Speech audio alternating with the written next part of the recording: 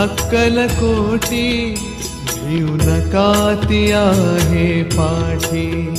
माझी आई अक्कलकोटी भिऊ नका ती आहे पाठी। जीव भी भक्तांसाठी, जीव भी भक्तांसाठी तिचे नाम घेऊया ओठी। माझी आई अक्कलकोटी भिऊ नका ती आहे पाठी। माझी आई अक्कलकोटी भिऊ नका ती आहे पाठी।